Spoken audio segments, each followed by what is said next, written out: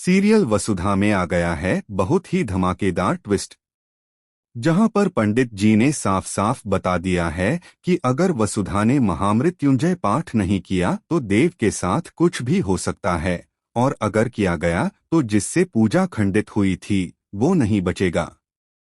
मतलब कि जी हाँ दोस्तों, सीरियल बहुत ही इंटरेस्टिंग हो चुका है, जहां अब देव के साथ साथ वसुधा की भी जान खतरे में है, और यह सच आने वाला है देव के सामने। लेकिन कैसे, चलिए बताते हैं।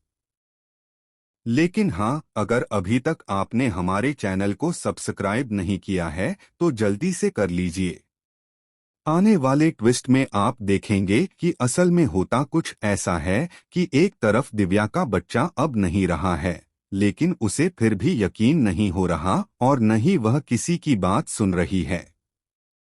अविनाश उसे समझाने की कोशिश करता है, लेकिन दिव्या कह देती है, ऐसा मत बोलिए, ऐसा नहीं बोलते, अभी वह छोटा भी है।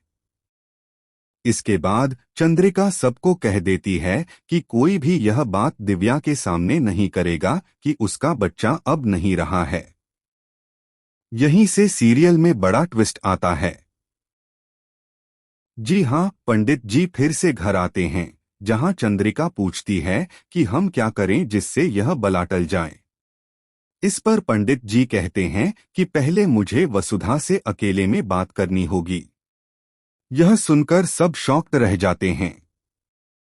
फिर वसुधा जब पंडित जी से मिलती है तो पंडित जी उसे बताते हैं, मुझे पता है कि इस घर से तुम्हारा खास रिश्ता है और तुम उसे बखूबी निभा रही हो, लेकिन अगर हम चाहते हैं कि देव सुरक्षित रहे तो हमें महामृत्युंजय पाठ करना होगा।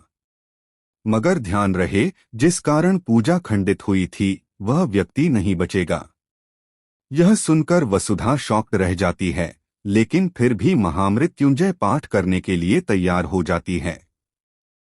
वह कहती है, मुझे अपनी जान की चिंता नहीं है, लेकिन इस घर में किसी को कुछ भी नहीं होने दूंगी।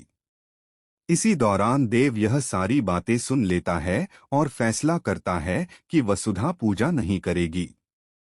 अब देखना दिलचस्प होगा कि वसुधा पूजा करेगी या नहीं, यानी दोनों में से किसी एक की जान खतरे में पड़ना तय है। तो दोस्तों, आप कितने एक्साइटेड हैं आने वाले ट्विस्ट के लिए? हमें कमेंट बॉक्स में जरूर बताएं। और ऐसे ही अपडेट्स के लिए हमारे चैनल को सब्सक्राइब करना न भूलें।